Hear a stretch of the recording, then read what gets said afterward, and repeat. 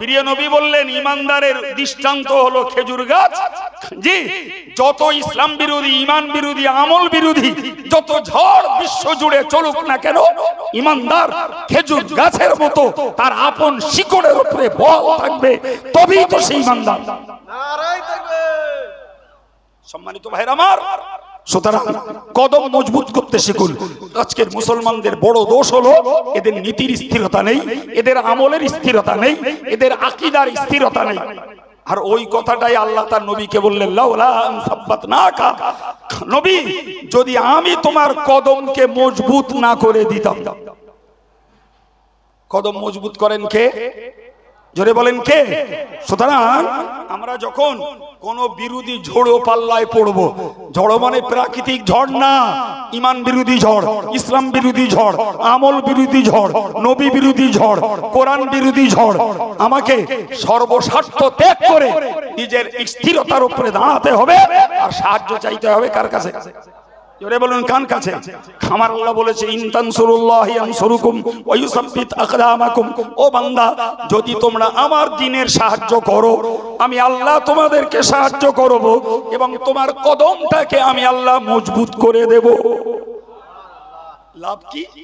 লাভ হলো ওই বলতে বলতে রেখে এসেছিলাম, যারা সেই আত্মার জগতে বলেছে আল্লাহ আমার, মাশাআল্লাহ ভালোই মনে রেখেছে, আর 60 বছরের দুনিয়া কাটাবে, কবরে গেলে কি জিজ্ঞেস করবে?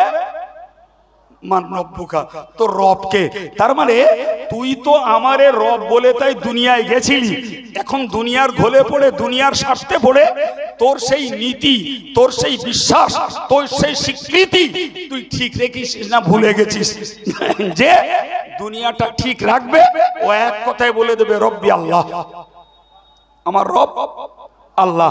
আর যে দুনিয়াতে টলবে, টোকা শাওলার মতন এদিক ওদিক সেদিক করবে, জি ভাই, ওই লোকটা এক কথায় বলবে লা আদরি, আমি তো জানি না, আমি তো জানি না। ভাই, আমরা ইসলামী আকীদায় বিশ্বাসী, আমরা হানাফি মাযহাবে বিশ্বাসী, আমরা দাদা হুজুরের সিলসিলায় তরিকতে বিশ্বাসী। ঠিক না ভুল? জোরে বলেন ঠিক না ভুল? প্রিয় ভাইরা আমার, এখন আমার বক্তব্য, জি আমার একটা জিনিস বুঝতে হবে যে দেশের বর্তমান প্রজন্ম, বর্তমান আলেম সমাজ, বর্তমান হুজুর সমাজ, জি ভাই আমি কাউকে খারাপ বলছি না, কিন্তু একটা মানদণ্ড থাকা দরকার। যে হুজুর, যে আলেম, যে ইমাম, যার নীতি আদর্শ দাদা হুজুরের সঙ্গে মিলবে, যার মাসলাক হানাফি মাযহাবের সঙ্গে মিলবে, যার আকীদা রাসূলুল্লাহর আকীদার সঙ্গে সুন্নাহর সঙ্গে মিলবে, সে যেই পারে হোক আমি তার সঙ্গে আছি।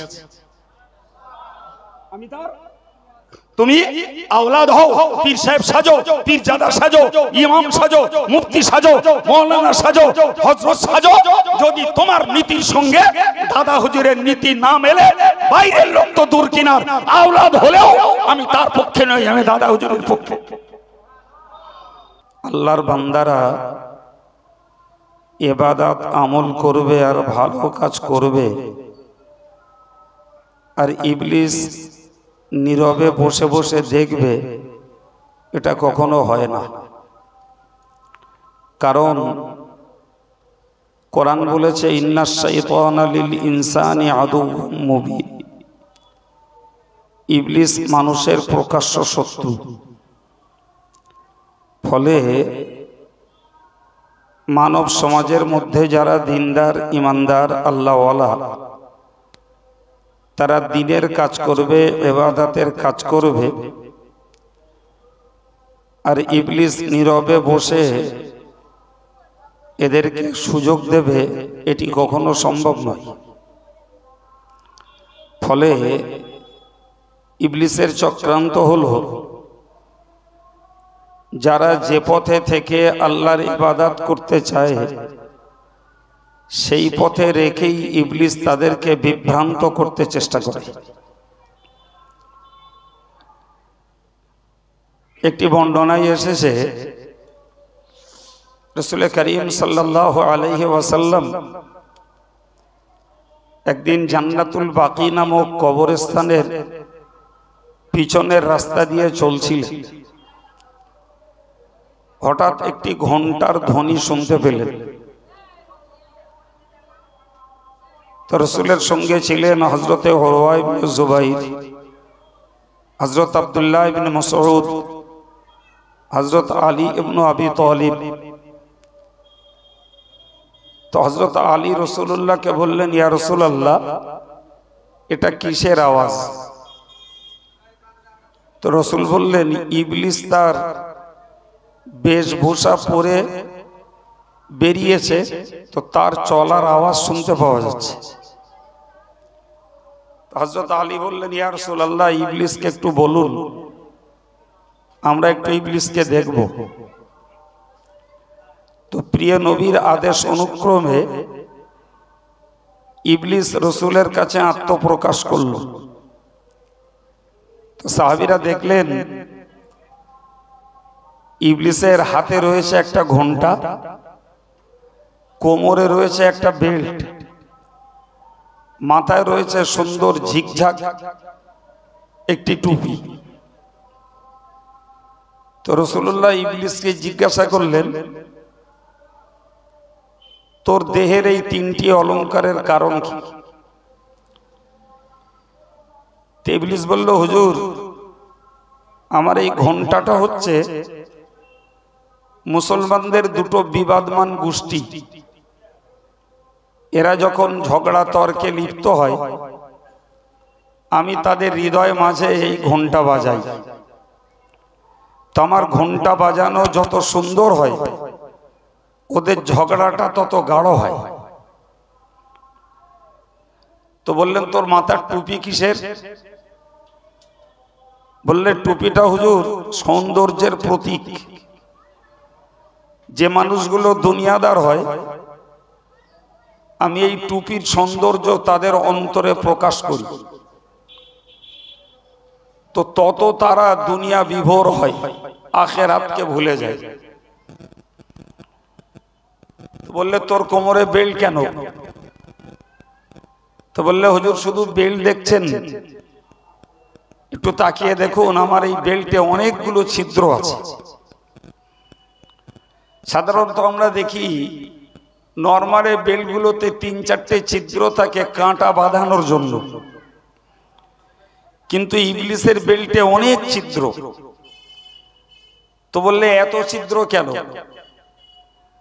তো বলছে, হুজুর, এই ছিদ্রগুলো হলো যারা যে টাইপের মানুষ, তো এক এক শ্রেণীর মানুষকে বিভ্রান্ত করার এই ছিদ্রগুলো এক একটা পথ। তো আমি শুরুতেই আপনাদেরকে কথা বলে বোঝাতে চাইছি, ইবলিস সাধারণ মানুষকে বিভ্রান্ত করে এক পর্যায়ে, আলেমদেরকে বিভ্রান্ত করে আর এক পর্যায়ে, পীর সাহেবদেরকে বিভ্রান্ত করে আর এক পথে, হাফেজ সাহেবকে বিভ্রান্ত করে আর এক পথে, একজন ব্যবসাদারকে বিভ্রান্ত করে আর এক পথে, একজন ইমাম সাহেবকে বিভ্রান্ত করে আর এক পথে, একজন দাড়িওয়ালাকে বিভ্রান্ত করে আর এক পথে, একজন হাজী সাহেবকে বিভ্রান্ত করে আর এক প্রক্রিয়ায়, একজন টুপিওয়ালাকে বিভ্রান্ত করে আর এক প্রক্রিয়ায়, একজন মসজিদওয়ালাকে বিভ্রান্ত করে আর এক প্রক্রিয়ায়, একটা দ্বীনি পরিবেশ ওয়াজ মজলিস এটাকেও বিভ্রান্ত করে আর এক প্রক্রিয়ায়, একজন দাতাকে বিভ্রান্ত করে আর এক প্রক্রিয়ায়। সুতরাং ইবলিসের খপ্পর থেকে সর্বস্তরের মানুষদের বাঁচার কোনো রাস্তা নাই। সর্বোপরি মনে রাখা দরকার, আমরা ধর্মের নামে যে লাফালাফি করছি, ধর্মের নামে যে ঝাঁপাঝাঁপি করছি, ধর্মের ব্যাপারে যে উদ্যোগ, আবেগ, উৎসাহ আমরা দেখাচ্ছি, ভাই সবকিছুর মূল লক্ষ্য রয়েছে, ধরুন আমরা জান্নাতে যাব, নামাজ পড়ে, রোজা রেখে, হজ করে, যাকাত দিয়ে, জিকির করে, তাসবিহ পড়ে, ইমামতি করে, ওস্তাদি করে, ওয়াজ করে, ওয়াজ দিয়ে, পীরগিরি করে, সবার ধান্দা হলো জান্নাতে যাব। কিন্তু একটা কথা মাথায় রাখতে হবে, আমাদের বাপ আদম আর মা হাওয়া, এদের দুজনকে আল্লাহ তৈরি করে জান্নাতে থাকতে দিয়েছিলেন। কোরআন তার সুস্পষ্ট প্রমাণ দিয়েছে, ইয়া আদম উসকুন আনতা ওয়া যাওজুকাল জান্নাহ, হে আদম, তুমি আর তোমার স্ত্রী দুজনেই জান্নাতে থাকো, অকুলা মিনহা রগাদান হাইসু শিতুমা, আর যেটাই ইচ্ছা সেটাই ঘোরো আর যা মন চায় তা খাও। ওয়ালা তাকরাবা হাযিহি শাজারা, তবে একটা গাছকে চিহ্নিত করে বললেন এই গাছটার কাছেও ঘেঁষো না, যদি ঘেঁষো ফাতাকুনা মিনাল যালিমিন, তোমরা দুজনেই হয়ে যাবে অত্যাচারী। ভাই ওই ইবলিসের ফোঁসলা নিতে, ওই ইবলিসের চক্রান্তে ওই ইবলিস লোভ দেখিয়ে দিল, বলল এই গাছটার ফল খেলে জান্নাতে চিরকাল থাকতে পারবে। সেই ঘোলে পড়ল আদম আর হাওয়া দুজনাই। প্রকৃত ভুল নয়, ছিল জান্নাতে থাকার চিরকালের লোভ, কিন্তু ওই লোভটা করতে যে আল্লাহর হুকুম লঙ্ঘন করা পড়ছে, এটি আদমের আর তখন খেয়ালে ছিল না। এই কথা বুঝতে পারছেন কি? হ্যাঁ, ফলে ইবলিসের পলিসিতে পড়ে গেলেন আদম। আদমও গাছের ফল খেলেন, হাওয়াও জান্নাতের গাছের ফল খেলেন। আমার বলার উদ্দেশ্য হলো, তাহলে আমাদের বাপ মা ছিল জান্নাতে, ওই ইবলিস চক্রান্ত করে আদম আর হাওয়াকে বাইরে বার করে দিল। ঠিক না ভুল? কথা বলেন। আচ্ছা বলেন তো, আমাদের বাপ আর মার আগে থেকেই সৃষ্টি লগ্নের শুরু থেকেই জায়গা হলো জান্নাতে, আর ইবলিসের চক্রান্তে সেই জান্নাত থেকে বার করলো ইবলিস। আর আমরা আদম আর হাওয়ার আওলাদ। জান্নাত আমাদের পৈতৃক ভিটা, ওই ভিটা থেকে আমাদের বাপ মা অপসারিত হয়েছে, আর আমরা সেই জান্নাতের ভিটা নতুন করে দখল করব, আর ইবলিস বসে বসে খেলা দেখবে। এটা কি হয়? এটা কি হয়? সুতরাং ইমানদার মুসলমান খুব সতর্কতার সঙ্গে মনে রাখুন, ইবলিস ধর্মওয়ালাদের ধর্ম পথে রেখে ধ্বংস করে, ধর্মওয়ালাদেরকে ধর্মের লোভ দেখিয়ে ধ্বংস করে। ভাই আজকে বুঝতে হবে, একটা ওয়াজের মজলিসের মূল লক্ষ্য হলো মানুষের কাছে হেদায়েতের বাণী ছড়ানো। ওয়াজ নসিহতের মূল লক্ষ্য হলো আল্লাহর পথ মানুষকে চিনিয়ে দেওয়া। ওয়াজ নসিহতের লক্ষ্য হলো রাসূলের সুন্নতের প্রতি মানুষকে আকৃষ্ট করা। ওয়াজ নসিহতের মূল লক্ষ্য হলো ইবলিসের পথ থেকে মানুষকে বাঁচানোর চেষ্টা করা। ওয়াজ নসিহতের মূল লক্ষ্য হলো মানুষকে জাহান্নামের প্রতি ঘৃণা জন্মে দেওয়া। ওয়াজ নসিহতের মূল লক্ষ্য হলো মানুষকে জান্নাতের প্রতি আকৃষ্ট করা। জোরে বলুন সুবহানাল্লাহ। এখন সে ওয়াজ নসিহত যদি হয়, ওয়াজ নসিহত যদি হয় চাপান উত্তর, ওয়াজ নসিহত যদি হয় পাল্টা প্রতি আক্রমণ, ওয়াজ নসিহত যদি হয় শিল্পীদের কণ্ঠের বাহার, ওয়াজ নসিহত যদি হয় ঘটনার কাহিনীর ফুলঝুরি, ওয়াজ নসিহত যদি হয় শুধু সুরের মজা, ওয়াজ নসিহত যদি হয় হাসালো আর রসালো গল্প, তাহলে এই ওয়াজ নসিহতের স্বার্থ আলাদা, আর প্রকৃতপক্ষে ইসলামী ওয়াজ নসিহতের স্বার্থ আলাদা। এই কথা ঠিক না ভুল? হ্যাঁ, আজকের ওয়াজ নসিহতের লক্ষ্য যদি সত্যকারের হেদায়েত পূর্ণ আলোচনা হয়, তাহলে বুঝতে হবে খুব ভালো করি ইবলিস কি সুন্দর খেলা খেলে দিয়েছে।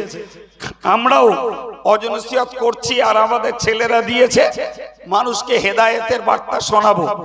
আর একজন সমকালীন সময়ে একই পিরিয়ডে ওয়াজ নসিহত দিচ্ছে, হেদায়েতের বার্তা শোনাবে আর মানুষকে আল্লাহর পথ দেখাবে। তাই ইবলিস কি সুন্দর মজা মেরে দুটো গোষ্ঠীকে এক খেল খেলে ছেড়ে দিয়েছে, যাতে করে একটা আর একটার জন্য ক্ষতির কারণ হয়। কথা বলছেন না কেন? কথা মাথায় ঢুকছে কিছু? আমার কাছে সুরস্বর নেই, সুর শোনা বক্তা আলাদা, শ্রোতা আলাদা। ভাই কোরআন শরীফে আল্লাহ বলেছেন, রাসূল করিম সাল্লাল্লাহু আলাইহি ওয়াসাল্লামের জমানায় এক শ্রেণীর মুনাফিক ছিল, যারা ইসলামের বলবালা, ইসলামের জোশ, ইসলামের উন্নতি তারা সহ্য করতে পারছিল না।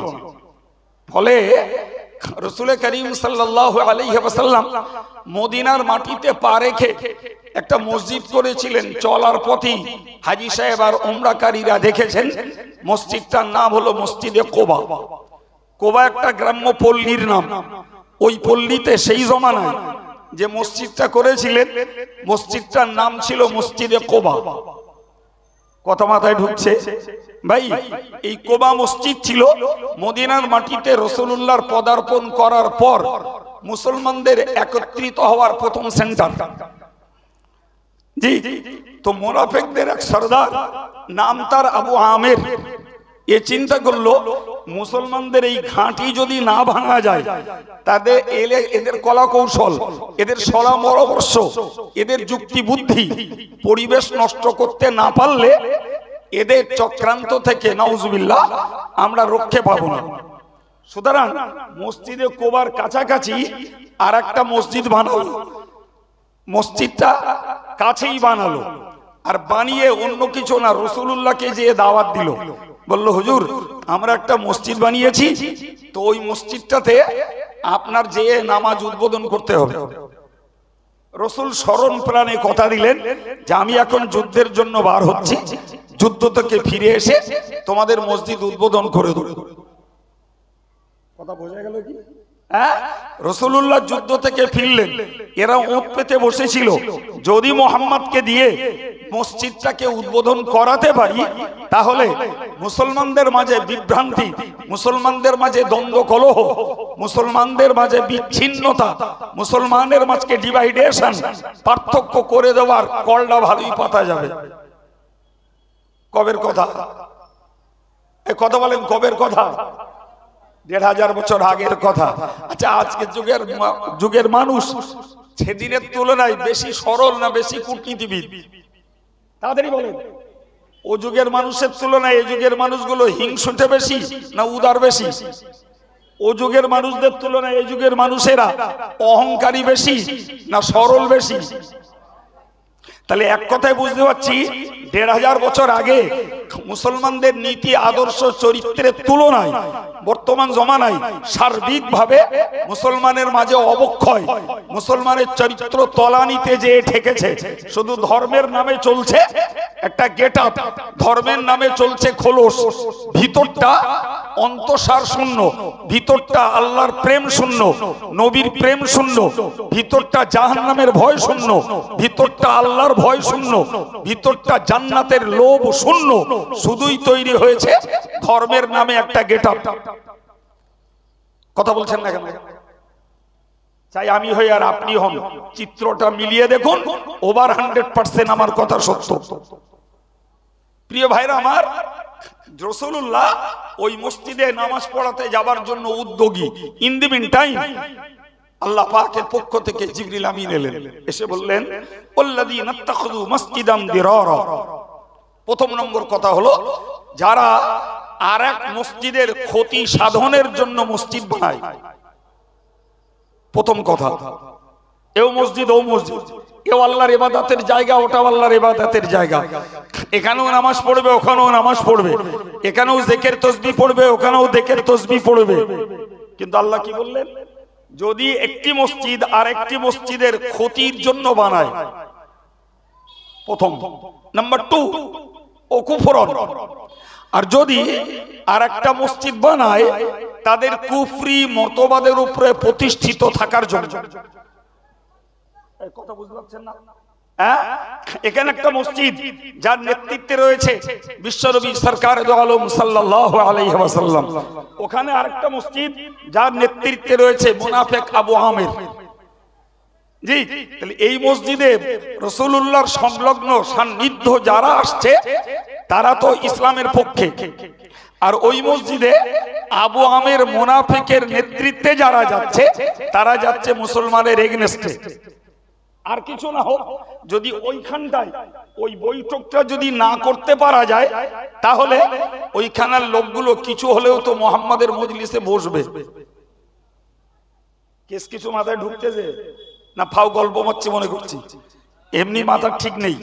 20 মিনিট লাগলো শুধু ভেবিয়া বাজার ছাড়াতে, মাথা এমনি গরম। আর তারপরেও আমার ফাঁকিবাজি সময় ব্যয় করা অভ্যাস না, উঠেছি শুরু করেছি। যতটুকু আল্লাহ বলান কিছু কথা বলছি, কপালে যাদের আছে গুছিয়ে নেন, আর আপনাদের কপালে না থাকে তা মোবাইলের কপালে আছে, ও ধরে রাখবে, পরে ওর কাছ থেকে নিয়ে নেবেন। ভুল বলেছি নাকি? হ্যাঁ সম্মানিত ভাইরা আমার, তো কি বললাম যে যারা মসজিদ বানিয়েছে আর এক মসজিদের ক্ষতি সাধনের জন্য অথবা নিজেদের কুফরি মতবাদকে প্রতিষ্ঠিত রাখার জন্য, নাম্বার 3 ওয়াতাফরিকাম বাইনাল মুমিনিন, যারা মসজিদ বানিয়েছে মুসলমানদের মাঝখানে ডিভাইডেশন, মুসলমানের মাঝখানে বিচ্ছিন্নতা, মুসলমানদের মাঝখানে পৃথকীকরণ, পার্থক্য করে দেওয়ার জন্য, মুসলমানের মধ্যে দ্বন্দ্ব কলহ জিন্দা রাখার জন্য যারা মসজিদ বানিয়েছে।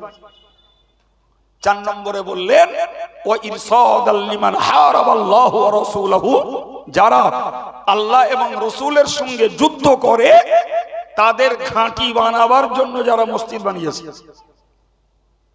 করকম কারণ হলো, মুখস্থ করুন, করকম বলেছি কারণ 4 রকম। নাম্বার 1 ক্ষতি সাধনের জন্য মসজিদ বানানো, নাম্বার 2 কুফরি মতবাদের উপরে প্রতিষ্ঠিত থাকার জন্য মসজিদ বানানো, নাম্বার 3 মুসলমানদের মাঝখানে দ্বন্দ্ব কলহ জিন্দা রাখার জন্য মসজিদ বানানো, নাম্বার 4 কাফেরদের জন্য আল্লাহ আল্লাহ রসুলের বিরুদ্ধে যারা যুদ্ধ করে এদের বিরুদ্ধে ঘাঁটি বানানোর জন্য মসজিদ করা। জি ভাই, এই কথাগুলো বলার পরে আল্লাহ বললেন যে লা তাকুম ফীহি আবাদা, পরে বললেন হে নবী এই 4টে কারণে যে মসজিদ তৈরি হয় খবরদার আপনি কখনো ওই মসজিদে নামাজের জন্য দাঁড়াবেন না। বার্তাটা কার? জোরে বলুন। বাহ্যিকভাবে বুঝিয়ে দেওয়াও সহজ, এটাও মসজিদ ওটাও মসজিদ, এতেও নামাজ হবে ওতেও নামাজ হবে, সহজ না করি? কথা বলছেন না কেন? আরে বাবা, আম মানুষকে লোকচক্ষে মানুষের অন্তরে ওই ক্ষতি সাধনকারী কাফেরদের ঘাঁটি এবং মুসলমানদের মাঝে বিচ্ছিন্নতা তৈরিকারী মসজিদ লোককে বোঝানো সহজ, এটাও মসজিদ। কিন্তু 1500 বছর আগে এই 4টি কারণে যে মসজিদ তৈরি হয় ওই মসজিদে নামাজ পড়তে আল্লাহ তার নবীকে কি বলেছেন? নিষেধ করেছেন না করেননি? আল্লাহ পাক বললেন লামাসজিদুন উসসিসা আলা তাকওয়া মিন আউয়ালি ইয়াউমিন আহাক্কু আন তাকুমা ফীহি। সুবহানাল্লাহ বলেন, আর একটু জোরে বলেন।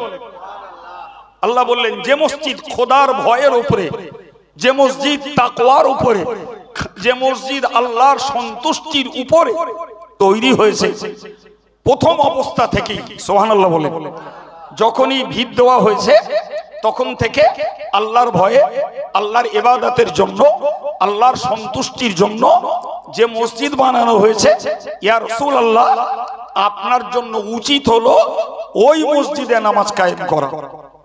আর ওই মসজিদটা হলো মসজিদে কুবা। ও মসজিদ কি? জোরে বলেন, মসজিদটা কোন মসজিদ? হাজী সাহেবরা গিয়ে থাকবেন, ওমরা যারা করেন তারাও গিয়ে থাকবেন মসজিদে কুবাতে।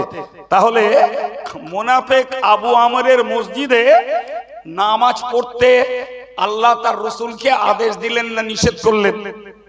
নিষেধ করলেন। আর আদি থেকে যে মসজিদটা তৈরি ছিল আল্লাহর ভয়ে, আল্লাহর সন্তুষ্টির জন্য, সেই মসজিদে নামাজ পড়তে আল্লাহ তার রাসূলকে আদেশ করলেন। প্রিয় ভাই আমার, কোরআনের বর্ণিত সরাসরি বার্তা আপনাকে শুনিয়ে দিলাম। আপনারা জ্ঞানী মানুষ, বাকিটা বুঝে নেন, বাকিটা বুঝে নেন। একটা মসজিদের ক্ষতি সাধন করতে আর এক মসজিদ করা, মুসলমানদের মাঝখানে বিচ্ছিন্নতা বজায় রাখার জন্য মসজিদ করা, কিংবা নিজেদের মতবাদের উপরে প্রতিষ্ঠিত থাকার জন্য ঘাঁটি বানানো, ভাই এই মসজিদ যদি 1500 বছর আগে বাতিল বলে গণ্য হয়, তাহলে আজকের ধর্মের নামে যতটুকু ডিভাইডেড কাজ আমরা করে থাকি, যতগুলো ডিভাইডেড কাজ চাই, জলসা বানাই, ঈদগাহ বানাই, মাদ্রাসা বানাই, মসজিদ বানাই, সেগুলো কি আল্লাহর কাছে ভালো হবে বলে মনে হয়? কি বলছেন? আবেগ ভালো, তবে আবেগের সঙ্গে জোশ থাকা চাই, হুঁশ থাকা চাই। যে জোশে হুঁশ নাই, ও জোশ বিপজ্জনক। মুখস্থ করুন আমার কথা। যে জোশে হুঁশ নাই, সে জোশ বিপজ্জনক। যে আবেগে জ্ঞান থাকে না, ও আবেগ মানুষের জন্য ভয়ঙ্কর, ভালোর জন্য নয়, খারাপের জন্য। সুতরাং ইমানদার মুসলমানকে ভাবতে হবে যে ভালোর আড়ালে ইবলিস যেন কখনো আমাদের দ্বারাই মন্দটা না করিয়ে নেয়। ভাবতে হবে না? ভাবে না? ওই যে বললাম, আরে বাবা, জান্নাতে থাকার লোভ কোশ্চিন কালেও খারাপ নয়। হ্যাঁ না বলেন? জান্নাতে থাকার লোভ কোন কালে খারাপ, কোন কালে খারাপ না। তাহলে হযরত আদম এবং হাওয়া জান্নাতে চিরকাল থাকবার লোভে তারা নিষিদ্ধ গাছের ফল খেয়ে ফেললেন, কিন্তু ওইটার স্মরণে নেই যে আল্লাহ এই গাছের ফল খাওয়া তো দূরের কথা, কাছে ঘেঁষতেও নিষেধ করেছিলেন। আজকে জান্নাতে থাকবার লোভে সেই গাছের ফলটা খেয়ে ফেলছি, মানে এটি আবেগের কাজ করছি, কিন্তু হুঁশটা হারিয়ে গেছে। বাবা ঠিক না ভুল? হুঁশটা, আরে বাবা, মসজিদ করা নিঃসন্দেহে সওয়াবের কাজ, মসজিদ করা নিঃসন্দেহে সওয়াবের কাজ, কিন্তু এটা জানেন কোরআন শরীফে স্পষ্ট বলেছেন আল্লাহ, যদি ওই চারটি কারণে মসজিদ হয়, তাহলে ও মসজিদ করে জান্নাত পাওয়া যায় না। ও মসজিদ জাহান্নামের কিনারায় দাঁড়িয়ে, ফানহারা বিহি ফি নারি জাহান্নাম, একদম জাহান্নামের ভগ্ন অবশেষ ভাঙার কিনারায় দাঁড়িয়ে। তাহলে ও মসজিদের ঠিকানা বলেন বলেন? হ্যাঁ প্রিয় ভাইরা আমার, এই যদি হয় মসজিদের হাল, তাহলে আমরা যদি গেটাপে ধর্মওয়ালা হই আর ভিতরটা যদি আল্লাহ ভোলা হই, তাহলে এর ঠিকানা কোথায় হবে? সুতরাং মুখস্থ করুন, কখনোই ভালোর আড়ালে মন্দ করা যায় না, যেমন তেমন মন্দের আশ্রয় নিয়ে ভালো কাজ কখনো করতে নেই। কিসের আশ্রয় নিয়ে? জোরে বলেন। একটা উদাহরণে বুঝুন। আমি ওয়াজ করব বলে উঠিনি, কিন্তু একটু ভিত তৈরি করে না দিলে দেয়াল তুললি দেয়াল ভেঙে যাবে, তাই একটু ভিত তুলছি।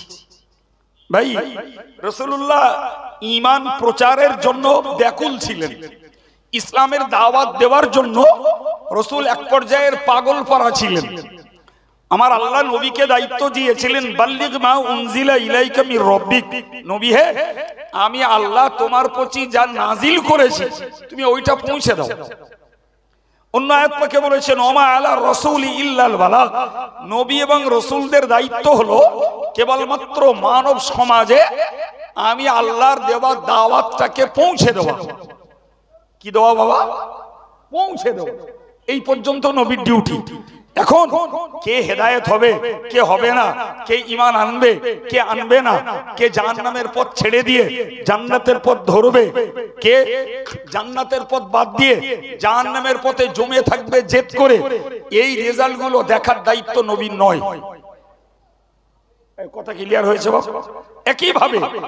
একইভাবে বর্তমান কালেও কোন ইমামের দেখার দায়িত্ব নয় যে তার মহল্লাবাসী ধার্মিক হচ্ছে না, কিন্তু ইমামের দায়িত্ব হক কথাটা বলা, ইমামের দায়িত্ব শরীয়তের সত্য কথাটা প্রকাশ করা, ইমামের দায়িত্ব সমাজের মাথা উঁচু করা, অন্যায়গুলোর বিরুদ্ধে বলা। চাই সে অন্যায় সেক্রেটারি করুক, ক্যাশিয়ার করুক, সভাপতি করুক, দেখার আমার দরকার নেই। চাকরির লোভ করে আমি যদি সেক্রেটারি, ক্যাশিয়ার, সভাপতি এদের তোষণ করি, ভাই ও ইমামের খবর খারাপ। চাকরির লোভে পদ বাঁচানোর জন্য তুমি দলীয় লোকের পোষণ করো না, তোষণ করো না, বিপদ আছে। আমি আব্দুল কাইয়ুম ওয়াজ করতে বসেছি, এখন আমি দেখছি এরা আমার দাওয়াত করেছে, আমার হাদিয়া নজরানা এরাই দেবে, অতএব এদের ট্যাঙ্কে ঘা লাগুক এমন কোন কথা আমি বলবো না। স্লিপ অফ টাং বলে যদি ফেলি তাহলে সেটা ক্ষমা চেয়ে নেবো, যাতে আমার পেট পকেটটা ঠিক থাকে। তোমার মতন হুজুরির খবর খারাপ। পীর সাহেব মনে মনে করছে আমার দরবারে যারা আসবে, যত লোক বেশি আসবে তত হাদিয়া পাবো, নজরানা পাবো, সালাম করলে মুসাফায় টাকা পাওয়া যাবে। আর এরা সুদ খায়, এরা মদ খায়, এরা চিটফান্ডের ব্যবসা করে, এরা বুড়ির ফারাস ফাঁকি দেয়, এরা হক নষ্ট করে, এরা গালিগালাজ করে, এরা অন্যায় সমালোচনা করে। এর বিরুদ্ধে যদি বলি তাহলে ভক্ত কেটে যাবে, হাদিয়া কম হয়ে যাবে। অতএব দরকার নেই, ওরা যা পারে করুক, গে যা, আমার পীরগিরিরা চলুক। তোমার মতো পীরির খবর খারাপ। এই কথা শুনতে পাচ্ছেন না? হ্যাঁ প্রিয় ভাইরা আমার, মনে রেখে দেওয়া দরকার। ভাই রাসূল করিম সাল্লাল্লাহু আলাইহি ওয়াসাল্লামের ডিউটি ছিল আল্লাহর দেওয়া বার্তাগুলোকে ব্যাপকতার সঙ্গে পৌঁছে দেওয়া। এখন ব্যাপকতার সঙ্গে পৌঁছে দিতে গেলেই শিরকের বিরুদ্ধে বলতে হবে, ওই জমানায় চলছে, সুদের বিরুদ্ধে বলতে হবে, মদের বিরুদ্ধে বলতে হবে, নারী বেজির বিরুদ্ধে বলতে হবে, কন্যা সন্তানকে হত্যার বিরুদ্ধে বলতে হবে, নবীকে বলতে হবে অন্যায় মার্ডারের বিরুদ্ধে, যুদ্ধের বিরুদ্ধে। হবে না? হবে না? কথা বলছেন না কেন? যখনই বলতে হবে তখনই তো নবী আরব সাম্রাজ্যের সকল ধর্মের লোকের কাছে হবেন চোখের বালি, তাদের কাছে শত্রু। রাসূলুল্লাহ তাদের বলি হয়ে যাবে। কথা বুঝে আসছে বাবা? কিন্তু আমার আল্লাহর বক্তব্য, বাল্লিগ মা উনজিলা ইলাইকা মির রাব্বিক, যে যা নাজিল করেছি পৌঁছাও। ইবাদতের কথাও বলো, ইবাদতের বিরোধী যেগুলো সেগুলোর কথাও বলো, সংস্কারের কথাও বলো, যেগুলি কুসংস্কার সেগুলির কথাও বলো, শিরকের কথা বিরুদ্ধে বলো, তাওহীদ প্রতিষ্ঠা করো, কুফরের বিরুদ্ধে বলো, ঈমানটাকে প্রতিষ্ঠা করো, বেদাতের বিরুদ্ধে বলো, সুন্নতকে প্রতিষ্ঠা করো, বদ চরিত্রের বিরুদ্ধে বলো, সৎ চরিত্র প্রতিষ্ঠিত করো। ভাই এই কাজ করতে গেলেই তো গাল শুনতে হবে, এই কাজ করতে গেলেই তো মার খেতে হবে, এ কাজ করতে গেলেই তো সমালোচনা খেতে হবে, এ কাজ করতে গেলেই তো মানুষের কাছে শত্রুতার কবলে পড়তে হবে, এ কাজ করতে গেলেই তো নিজের জানের টানাটানি হবে। নবীর জন্য তাই হলো। নবীর জন্য কথা বলছেন না কেন? নবী গাল খাইনি, নবী মার খাইনি, নবীকে সমাজ থেকে বয়কট করে বদ্ধ করে রাখিনি, ওই নবীকে দেশ ছাড়া করার চক্রান্ত তারা করিনি, ওই নবীকে তারা মার্ডার করার চক্রান্ত করতেও কসুর করিনি। কিন্তু প্রত্যেকটা ক্ষেত্রে ক্ষেত্রে চূড়ান্ত পর্যায়ের হেফাজত দিয়েছেন আল্লাহ। সুবহানাল্লাহ, একটু মন খুলে বলেন, হেফাজত দিয়েছেন কে? সম্মানিত ভাইরা আমার নবীকে আল্লাহ যখন বললেন বাল্লিগ মা উনজিলা ইলাইকা মির রাব্বিক, আমি আল্লাহর পক্ষ থেকে যা কিছু নাজিল করা হয়েছে ওগুলোকে পৌঁছে দাও, তো নবী যেন বললেন আল্লাহ আমি পৌঁছে দিতে গেলেই তো আমার এতগুলো বাধা আছে, এতগুলো বাধা আছে। জি, আমার আল্লাহ প্রথমত একটা কড়া বার্তা দিলেন, ওয়া ইল্লাম তাফআল ফামা বাল্লাগতা রিসালাতা, সাবধান নবী, আমি তোমার কাছে যা নাজিল করেছি তা যদি তুমি পৌঁছে না দাও তাহলে তুমি রসুল হওয়ার দায়িত্ব পালন করনি বলে প্রমাণ হবে। ও বাবু, যদি রসুলের মতো সৃষ্টির শ্রেষ্ঠ আল্লাহ পাকের হাবিবের জন্য আল্লাহর পক্ষ থেকে এই কড়া বার্তা থাকে যে তুমি রসুল হওয়ার দায়িত্ব পালন করনি, ভাই ব্যাপারটা নবীর জন্য ভয়ঙ্কর কিনা? ওনার ডাকো, ওনার ডাকো, এদিকে আসো।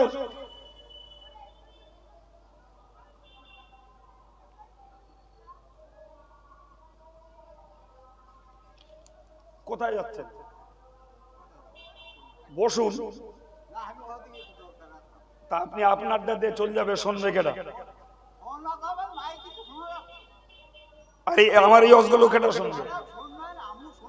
তা বসেন।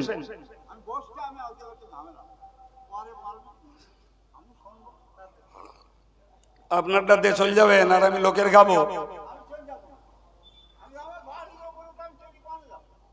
যাচ্ছেন তাই বলতিস।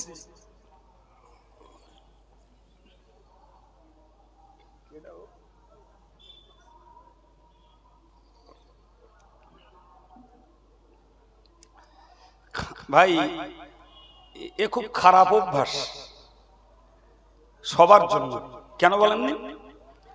আমি একটা বক্তা, তা আমি আমার একটা টার্গেটে কথা বলছি,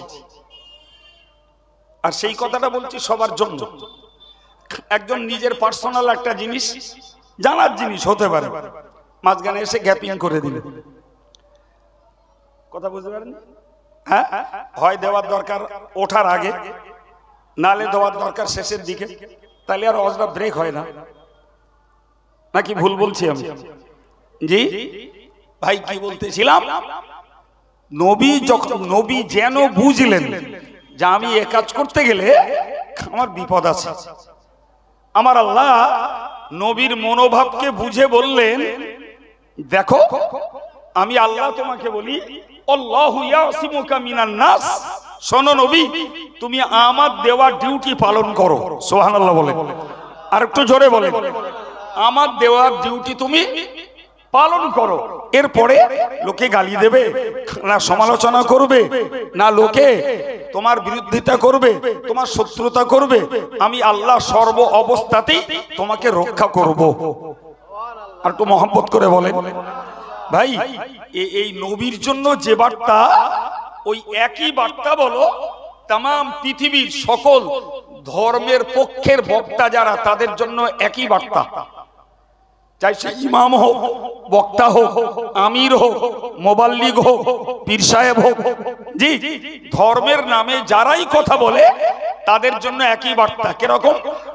আল্লাহ যাকে যতটা জ্ঞান দিয়েছেন, তিনি আল্লাহর দেওয়া ওই জ্ঞানটাকে মানুষের কাছে পৌঁছে দেবেন। সুবহানাল্লাহ বলেন। এই দায়িত্ব কে দিয়েছেন? মাশাআল্লাহ, এই দায়িত্ব দিয়েছেন আল্লাহ। আমি দেখতে পাচ্ছি যে আমি এই কথাটা বলতে গেলে আমার চাকরিটা চলে যাবে, এই কথাটা বলতে গেলে আমার পয়সা দুটো কম হবে, এই কথাটা বলতে গেলে আমি মানুষের কাছে শত্রু হব, এই কথাটা বলতে গেলে লোকে আমাকে গালিগুলুজ করবে, এই কথাটা বলতে গেলে আমি মানুষের কাছে সমালোচিত হব, এই কথাটা বলতে গেলে মানুষ আমার প্রতি বিশুদ্ধার করবে। ভাই, ফলে আমি আমার জানা জিনিস সমাজেরও প্রয়োজন, অথচ নিজের ব্যক্তি স্বার্থে ওই কথাটা হজম করে, গোপন করে, পাশ কাটিয়ে বাইপাস করে চলে যাব। এবার বলেন, আল্লাহর কাছে ধরা খাওয়ার ভয় আছে না নাই? আর যদি কোরআনকে বিশ্বাস করে আমি আল্লাহর দেওয়া জ্ঞানের ডিউটি যদি পালন করি, বিশ্বাস রাখতে হবে, আল্লাহর প্রতি তাওয়াক্কুল রাখতে হবে। নিশ্চিত আমি হকের কথা বলছি, কে আমায় দাওয়াত করবে না, কে আমায় টাকা দেবে না, কে আমায় গালি দেবে, কে আমায় সমালোচনা করবে, চূড়ান্ত সময় হেফাজতের দায়িত্ব নিয়েছেন স্বয়ং আল্লাহ। এই বিশ্বাসটারও আজকে আমাদের ঘাটতি হয়ে গেছে বাবা, এই বিশ্বাসটার অভাব হয়ে গেছে ভাই। এরপরে বলি, একটা রাসূলুল্লাহর কাছে পেশ করা একটা সহজ রাস্তার কথা বলি। ভাই, রাসূল যখন এরকম দুর্গম পরিস্থিতিতে, কঠিন সংকটময় রাসূলের জীবন চলছে দিন প্রচারের কারণে, ঠিক এরকম একটা পিরিয়ডে মক্কার কাফেররা একটা পলিসি করলো, একটা সুট পলিসি, অত্যন্ত সূক্ষ্ম একটা রাজনীতি খেললো। বললো, মুহাম্মদ তুমি তো মুসলমান সদস্য বাড়াবার জন্য বারবার চেষ্টা করছো, তো আমরা একটা আলোচনার সিদ্ধান্ত নিয়েছি। বললে, কি সিদ্ধান্ত? বলে, শোনো, তুমি আমাদের এই মাবুদ গুলোরে, ওদের মাবুদ মানে কি বোঝা যাচ্ছে বাপ? হ্যাঁ, বলে তুমি একটু এতে স্পর্শ করবে, আমরা বিনিময়ে দল দল ইসলাম কবুল করে নেব। কথা বোঝা গেল? আচ্ছা, পলিসিটা খুব সূক্ষ্ম কিনা? নবী পাক সাল্লাল্লাহু আলাইহি ওয়াসাল্লাম এদের এই প্রপোজালে, এদের এই প্রস্তাবে প্রথম দিকে একটু নরম হয়ে গেলেন। যদি এইটুকু স্পর্শ করলে ওরা যদি দল দল ইসলাম কবুল করে, তাহলে ওই জমানায় একটা মুসলমান সদস্য বাড়া রাসূলের জন্য ছিল এক হাত বুক পাঁচ হাত হওয়া। জি, কারণ তখন তো মুসলিম সদস্য সংখ্যা কম, আর এরা যখন একটা সামান্য কারণে এতটা অফার দিচ্ছে যে এইটুকু স্পর্শ করলে দল দল মুসলমান হওয়া যাবে, ব্যাপারটা রাসূলের কাছে যেন একটা লাভজনক মনে হলো। তারপরেও রাসূলুল্লাহ তৎক্ষণাৎ জবাব না দিয়ে বললেন আমি কালকে বলবো। প্রস্তাবটা তিনি চিন্তা ভাবনার জন্য ধরে রাখলেন, বললে কালকে বলবো। রাত্রিতে ভাবলেন, কি ভেবেছেন? রাসূল ভেবেছেন আমি এসেছি তাওহীদ প্রচার করতে, এক আল্লাহর বাণী প্রচার করতে আমি এসেছি। আমি এসেছি এক আল্লাহর ইবাদতকারী বানাতে। সুবহানাল্লাহ বলেন। জি, লা ইলাহা ইল্লা আনা, আল্লাহ বলেছেন আমি ছাড়া কোনো মাবুদ নেই, ফাবুদনি। সুতরাং ইবাদত, উপাসনা, আরাধনা, গুণগান, স্তবস্তুতি, জপ জিকির যা করতে হবে সব আমি আল্লাহর। সুবহানাল্লাহ বলে। আর আমার নবী ওই কথাটাই প্রচারের জন্য এসেছেন, ওই কথাটাই প্রচার করতে। নবী ভাবলেন তো আমি যদি এদের মাবুদকে স্পর্শ করি তাহলে আমি যে উদ্দেশ্যে এসেছি সেই উদ্দেশ্যের বিপরীত কাজ করা হবে। কি করা হবে? হবে না, হবে না বাবা। হ্যাঁ, তাহলে আমি আপনাকে 5-7 মিনিট আগে বলেছিলাম যে ভালোর জন্য মন্দের সাহায্য নেওয়া। এরা যে লোভ দেখালো সেই লোভটা হলো ভালোর জন্য মন্দের। কথা বলেন, কথা বলেন। ভাই গোদা বাংলায় চোর ছেড়ে দিয়ে ডাকাত পোষা যায়? যদি চোরের থেকে হেফাজতের জন্য ডাকাতের আশ্রয় নেই, এটা বুদ্ধিমানের কাজ? হ্যাঁ, তো এমনি রসুলের যা হচ্ছিল হচ্ছিল। জি, এখন এই যেটা বলছে রসুল এমনি বিরোধিতা ওদের সঙ্গে চলছিল, ওটা তবুও চোরের পর্যায়ে। কিন্তু এখন যদি ওদের মাবুদে স্পর্শ করতে হয় তো ডাকাতির পর্যায়ে। সম্মানিত ভাইরা আমার, ভোরে এখন রাত পেরিয়ে গেল। আমার নবী পাক স্থির সিদ্ধান্ত নিয়ে নিলেন। সকালবেলা যখন কাফেরদের নেতৃবর্গ চলে এলো, প্রিয় নবী সাল্লাল্লাহু আলাইহি ওয়াসাল্লাম দ্ব্যর্থহীন ভাষায় বলে দিলেন, তোমরা ঈমান আনতে চাও আনো, না হলে নাই আনো, তবে আমি তোমাদের দাবি অনুযায়ী তোমাদের মাবুদকে স্পর্শ করতে কখনো রাজি নই। আর একটু জোরে বলুন ভাই। তাহলে এই মুহূর্তে দেখা গেল যে ওদের চক্রান্তের ফাঁদ থেকে আমার নবী রক্ষা পেলেন। ঠিক না ভুল বাবা? আবার এই যে নবী যদি মুসলমান সংখ্যা বাড়ানোর লোভ করে ওই অন্যায়টাকে যদি একটু স্পর্শ করতেন ভাই, তো এটা তো নবীর ব্যক্তি স্বার্থে ছিল না বাবা। আমার দিকে তাকান, এটা কি ব্যক্তি স্বার্থে ছিল? হ্যাঁ, ওটা ছিল মুসলিম জাতীয় স্বার্থে, ইসলামের প্রচার আর উন্নয়নের স্বার্থে। ভাই তাহলে ব্যক্তি স্বার্থে নয়, ইসলামের জাতীয় স্বার্থে যদি অন্যায়কে সমর্থন বা স্পর্শ না করা যায়, এখন আমাদেরকে ভাবতে হবে আপনি কোন সাধারণ জনমুসলিম হন আর আমি কোন ধর্মীয় দায়িত্বশীল ব্যক্তি হই, ভাই কোন স্বার্থে, ব্যক্তি স্বার্থে অন্যায়কে হজম করা আর অন্যায়ের সঙ্গে আঘাত করা আর অন্যায়ের সঙ্গে সমর্থন করার সুযোগ ইসলামে আছে। জি ভাই, অজনসিয়ত প্রচুর শুনেছে আর আমল করার লোক মাশাআল্লাহ যথেষ্ট হয়েছে। আল্লাহ কায়েম রাখুন, বলুন আমিন। নামাজ, রোজা, হজ, যাকাত, জিকির, তাসবিহ, সাদকা, ফিতরা, কুরবানি, বাপ মার সেবা, বড় শ্রদ্ধা, ছোটর স্নেহ, এগুলো করণীয় কাজ। আল্লাহ শুকর আমরা অনেকে করছি। জি, শিরক করা যাবে না, সুদ খাওয়া যাবে না, গান শোনা যাবে না, মিথ্যা কথা বলা চলবে না, লটারি চলবে না, সুদ চলবে না, জুয়া চলবে না, চিটফান্ড চলবে না, মেয়েদের সমিতি চলবে না, যুব সমাজ মোবাইলে ফ্রি ফায়ার আর পাবজি খেলা চলবে না। ভাই এই মৌলিক অজগুলো খোদার শুকর আমাদের দেশের অজনসিয়তের প্রভাবে যথেষ্ট আমাদের জ্ঞান হয়েছে। এরপরে যদি কেউ আমল না করি সম্পূর্ণ সুস্থ পাগল, জ্ঞান পাপী। কথা বলছেন না কেন? সম্পূর্ণ জ্ঞান পাপী, অজ্ঞানতার কারণে পাপ করছে না। ভাই ওয়াজ প্রচুর শুনি। আব্দুল কাইয়ুম আজকে যে কথাগুলো বলছে এই কথাগুলো একটু মাথায় রাখুন। এগুলো ইসলামী মৌলিক নীতির কথা, শুরু থেকেই বলছি। এখন বলেন, রসুল যদি জাতীয় স্বার্থে অন্যায় স্পর্শ করতে না পারেন তাহলে কোন ইমাম, কোন আলেম, কোন পীর, কোন বক্তা, কোন আমির, কোন মুবাল্লিগ, কোন হাজী সাহেব, কোন হাফেজ সাহেব, কোন ধর্মীয় সিম্বলের ব্যক্তিত্ব কেউ কি ব্যক্তি স্বার্থে অন্যায়ের সঙ্গে আঁতাত করতে পারে, অন্যায়কে হজম করতে পারে, অন্যায়ের বিরুদ্ধে মুখ বন্ধ করতে পারে। খুব সাবধান, খুব সাবধান, বিপদ আমাদের পায়ে পায়। সেই গোড়ার কথা মনে রাখুন, আমরা জান্নাতে যাব আর ইবলিস বসে থাকবে, ওটা সহজ ভাবলে হবে জি। এবার শুনুন মজার কথা ভাই, রাসূল তো ওদের সিদ্ধান্ত দিয়েই দিলেন যে তোমরা ইমানদার হতে হয়, হও না হয় না হও, তবে আমি তোমাদের ওই অন্যায় দাবি মেনে নিয়ে তোমাদের মানিত মাবুদের স্পর্শ করতে পারবো না।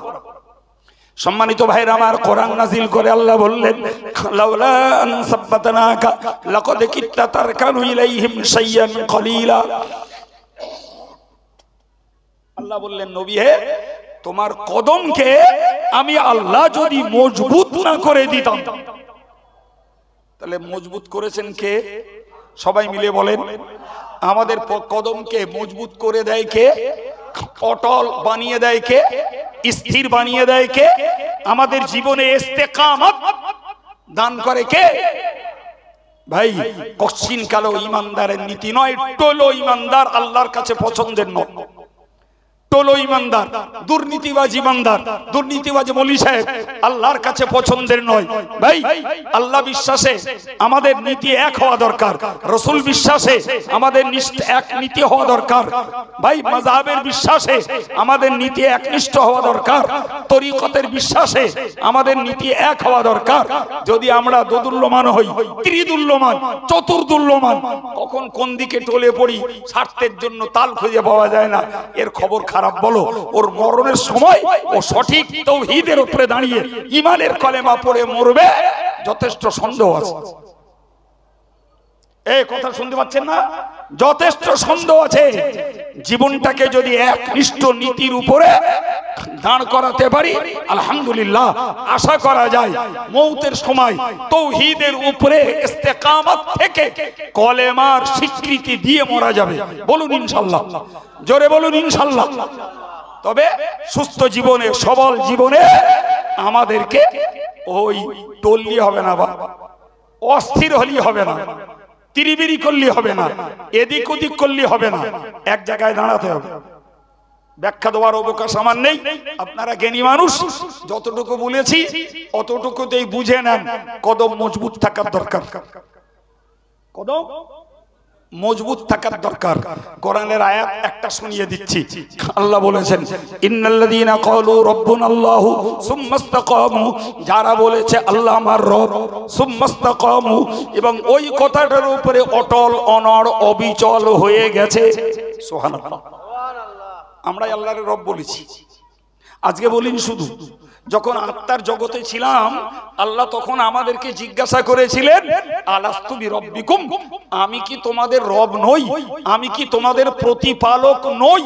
ওই আত্মার জগতে সবাই ধ্বনি ভোটে একসঙ্গে বলেছিলাম, কলু বালা, হ্যাঁ আল্লাহ আপনি অবশ্যই আমাদের রব। আর একটু জোরে বলুন। আপনার মনে নেই, আমার মনে নেই, কিন্তু কোরআন সাক্ষী দিচ্ছে, ভুলে যাওয়ার জায়গা নেই। সাক্ষী কোথায়? কোরআনে। প্রিয় ভাইরা আমার, কোরআনের সাক্ষী আমরা বলেছিলাম, কলু বালা, হ্যাঁ আল্লাহ আপনি আমাদের রব। আলহামদুলিল্লাহ, আল্লাহকে রব বলে স্বীকার করেছি। আল্লাহ আমাদেরকে পৃথিবীতে পাঠিয়ে দিলেন। 60 বছর, 65 বছর, 70 বছর পৃথিবী কাটালাম। কাটাবার পরে যেই কবরে গেছি ওই প্রশ্নটাই ঘুরিয়ে করবে আল্লাহ, মান রব্বুকা, মান রব্বুকা, কে তোমার রব, কে তোমার রব?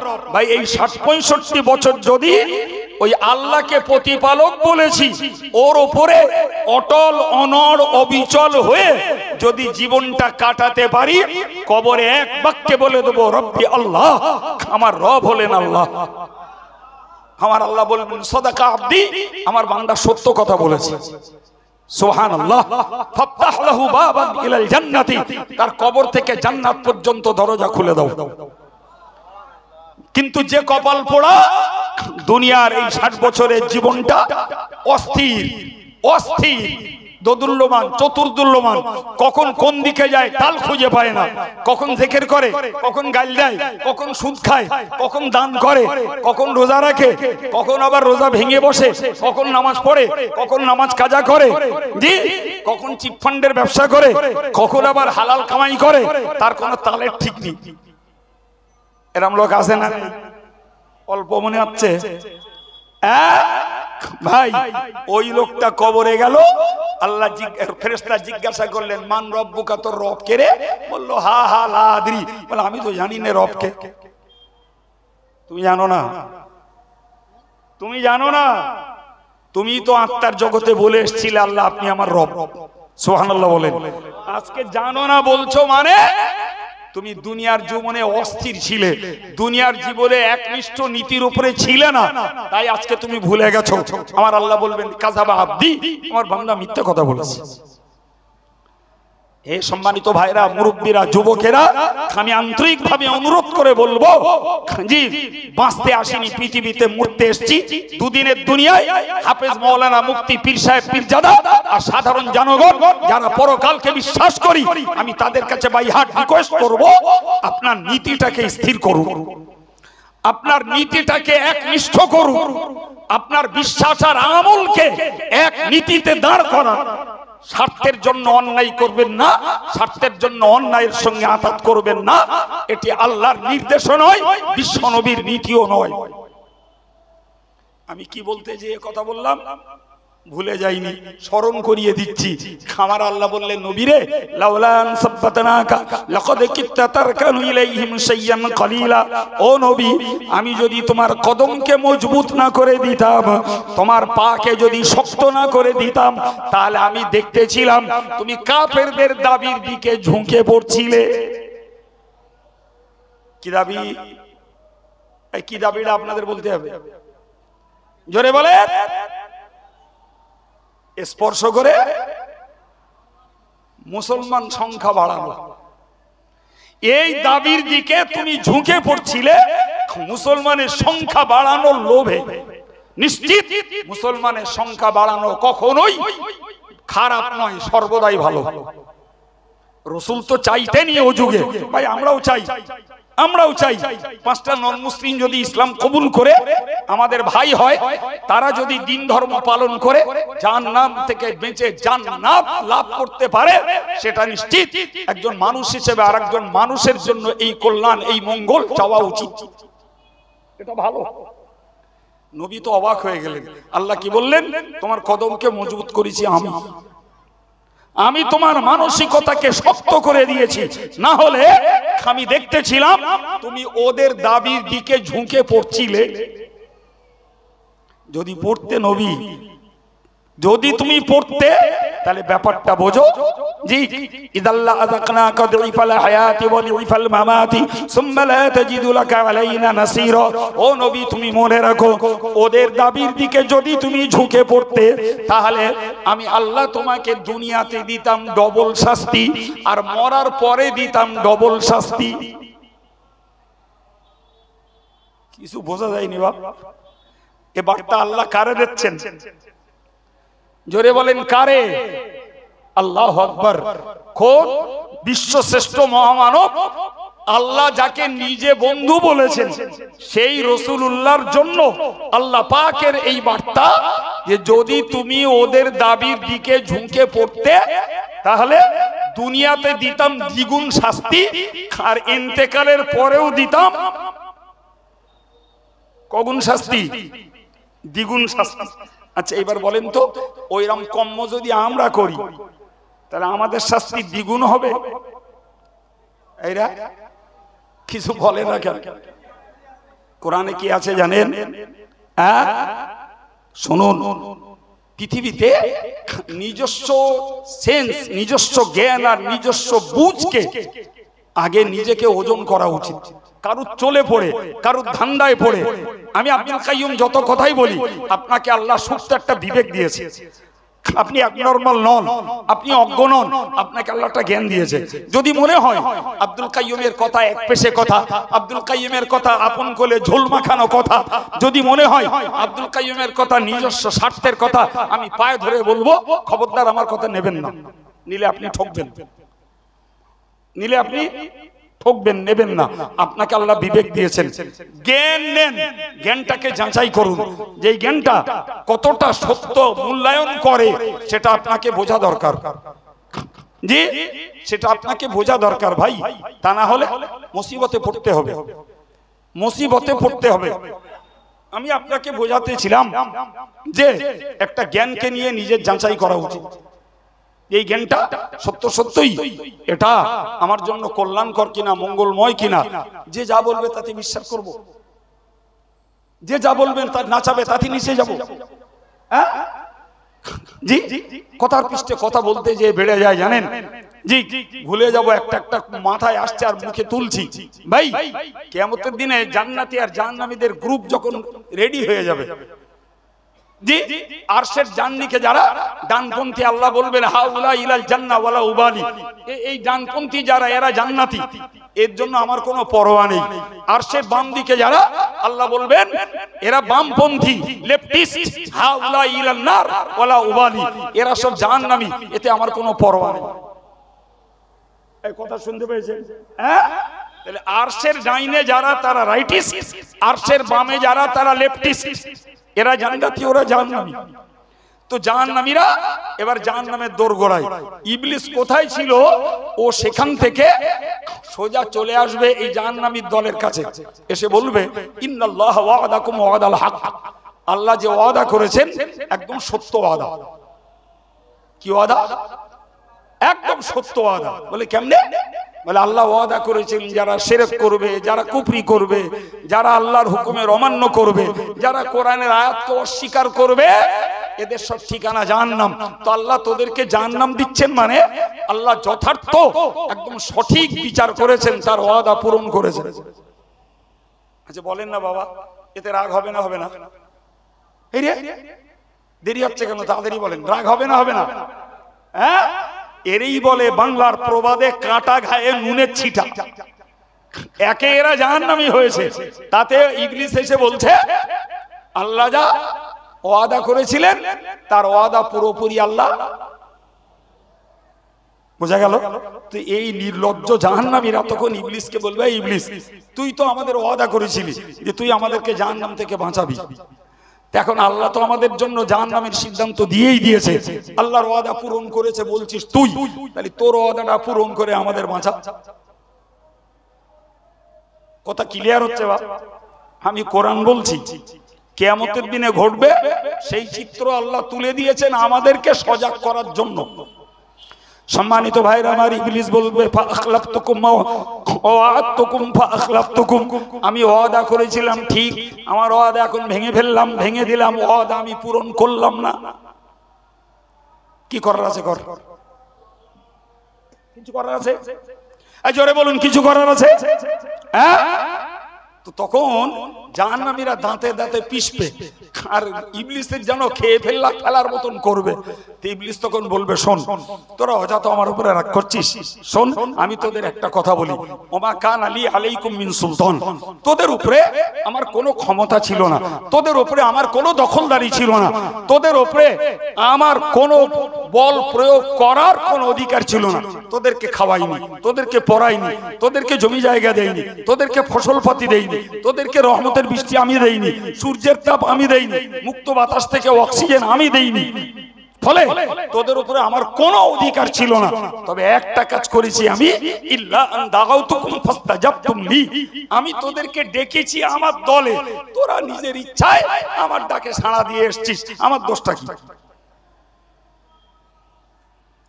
আরে আমি সুন্নতুল জামাত সংগঠন করি, আমি চিটিংবাজ নই, আমি মুনাফিক নই, আমি বাপের ছেলে, বাপের মতো মদ্দা মানুষের মতো কাজ করি, মুখী কারোর পিছনে মুখ দিয়ে কথা বলি না, আর কারোর ভয়ে আর স্বার্থে কোনো নে কথা বলতে কোথাও কসুর করি না।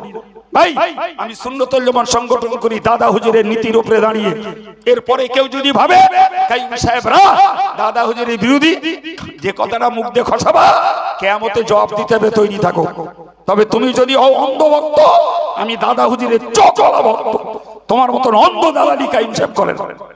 কাইম সাহেব দাদা হুজুরের সিলসিলাকে বোঝে, জানে, পড়ে বিরোধীদের মোকাবেলায় দাদা হুজুরের মতবাদকে হক সিলসিলা প্রমাণ করাতে পারে যখন তখন। সুতরাং আমি দেশের জনগণকে ডাকি, সুন্নতুল জামাতের সদস্য বঙ্গনুর পত্রিকার সদস্য হন। এটা দাদা হুজুরের নামের শিরোনামের পত্রিকা। জামিয়া রহমানিয়া দাদা হুজুরের সিলসিলার সর্বাপেক্ষা উচ্চ একটি প্রতিষ্ঠান, যেখানে হাফেজ, কারি, মৌলানা, মুফতি, মুহাদ্দিস, মুফাসসির, আদিব এতগুলো বিভাগীয় ডিগ্রি কোর্স তৈরি হয়। সদস্য হন, তার চাঁদা দেন। ভাই আমি আমার দলে লোক ডাকি, আর একজন তার দলে লোক ডাকে। রাজনীতির নেতারা আজকের এ দলে জার্সি পাল্টে কালকে ও দলে। এখন দেশের কিছু মৌলবি হয়েছে, আজকের এ দলে জার্সি পাল্টে স্বার্থের জন্য কালকে ও দলে। আছে না নাই? আপনাকে ভাবতে হবে যে যে দল করে তার দলে লোক ডাকবেই।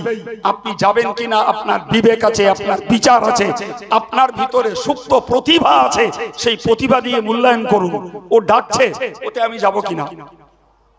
ইবলিস ঠিক এই কল্লাই পাতবে কিয়ামতের দিন। তোদের উপরে আমার অধিকার ছিল না, আমি কাউকে ঘাড়ে গামছা বাঁধিয়ে টিভির পর্দায় নিয়ে যাইনি, আর কাউকে গলার দিকে ধাক্কা দিয়ে দিয়ে মসজিদ থেকে বার করিনি, কাউকে হ্যান্ডেল মেরে মেরে আমি সুধে নিয়ে যাইনি, বউগুলোরে ঘরের থেকে টেনে বার করে সমিতিতে ঢোকাইনি, আমি ডেকেছি। তোরা এলি কেন? তোরা এলি কেন? সুতরাং আমি তোদেরকে বলছি, ফালা তালুমুনি ওয়ালুমু আনফুসাকুম। আমারে তিরস্কার করিস না, আমারে গালি দিস না, আমারে দাঁতে দাঁতে পিষিস না, আমার উপরে খেঁচাখেচি করিস না। খেঁচাখেচি, গালমন্দ, দাঁতে পেশাই কিছু যদি করতে হয় নিজেরা নিজেদের কর, আমার না। শোন, সত্যি কথা বলছি, মানা বিমুসরিখিকুম ওমা আনতুম বিমুসরিখিয়া।